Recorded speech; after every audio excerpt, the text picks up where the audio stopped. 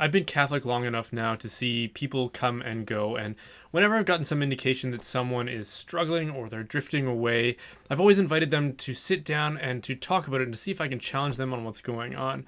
And by the way, that's our responsibility. It is the church's responsibility to keep people accountable. And by the church, I don't just mean the clergy, I mean all of us. We all make promises when we are initiated and confirmed in the church, and those aren't just private promises we make to ourselves. They are promises that we make to the whole church, to the community. They are public promises to the community precisely because it is the community that is supposed to support us in upholding those promises.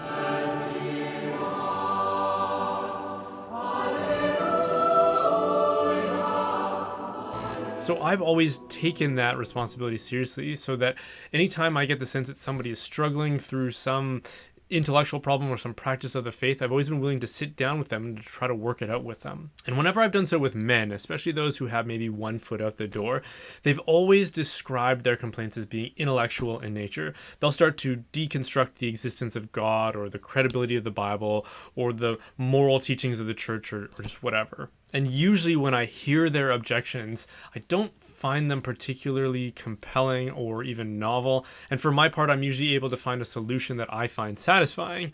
What I often find happens in these conversations is that they will end with a response that goes something like, yeah, I guess, or I guess we'll just have to agree to disagree. As in, I don't have any more objections or counterpoints to your solutions, but I'm still expressing a degree of dissatisfaction and a commitment to persist in my friction with the church, which will probably lead to my departure. And the thing that I would like to say in conclusion to these kinds of conversations is, what would convince you? Because you framed your difficulty and your problem as being an intellectual and a rational one that requires a rational solution, and that if you aren't given one and if it isn't resolved on those grounds, then you're no longer under any kind of obligation to remain in the church. Because here's the thing, there are compelling, rational responses that are far superior to the objections that any of us mere mortals might raise.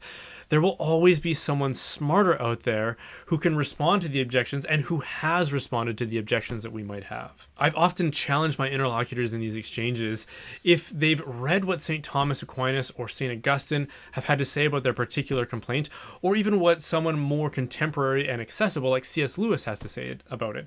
And their response is often something like, no, or yeah, I've heard what they have to say and it doesn't really do it for me. I would think that for a question that is this important, for most people who find themselves drifting away, that they would take it seriously enough to at least read a few articles from St. Thomas Aquinas' Summa, which are usually only a page or two at most. And this is true for all sides of the equation of these kinds of debates. There are scholars, writers, and thinkers on the theistic side of this debate who are way smarter than you or I, as well as on the atheistic side of the debate. And they can offer intellectual solutions to the objections that we might have that are beyond our ability to understand. If we insist that our beliefs need to be able to withstand any of the kinds of challenges that we might throw at them, eventually, if we're doing our due diligence, we will encounter an explanation that exceeds our ability to understand because it originates from someone who is smarter than us and has a better grasp of the concept. Which leaves us with an even more complicated problem. It means we have to find an explanation or a solution that is the most compelling and the most intellectually satisfying while still being within the range of our comprehension. It means you have to accurately assess your own intellectual limitations, which very few of us are able to do, especially those of us who think of ourselves as intellects.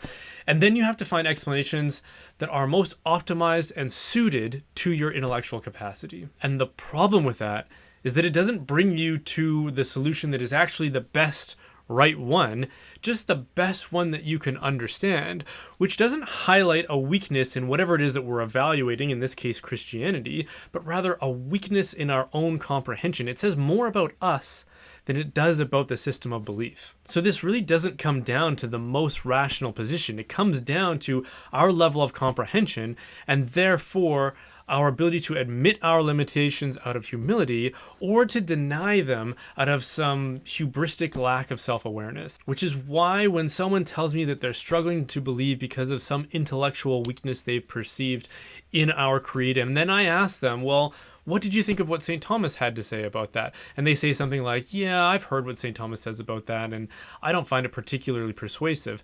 That says more to me about the person who's saying that than it does about St. Thomas or his arguments. Like if I said to you, I was reading an article written by that Albert Einstein guy about his theories about physics, and it all just sounded like a bunch of nonsense to me. It seems to me this guy's really overrated. Similarly, that would say more about me than it would about Einstein or his theories.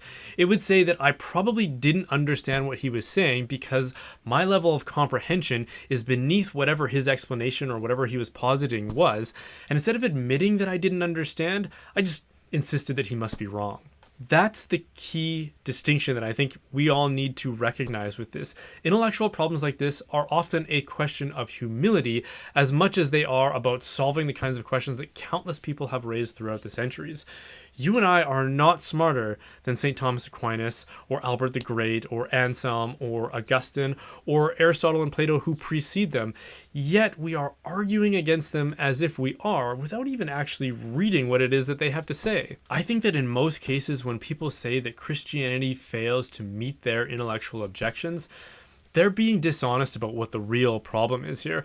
I think most people who say that are actually just making excuses. So what should we do then? Should we just throw in the towel and dismiss any of the intellectual difficulties that we might have? And I would say definitely not to that. We should seek to understand what we believe and what other people say in reply to what it is that we believe, but we should do so from a posture of humility.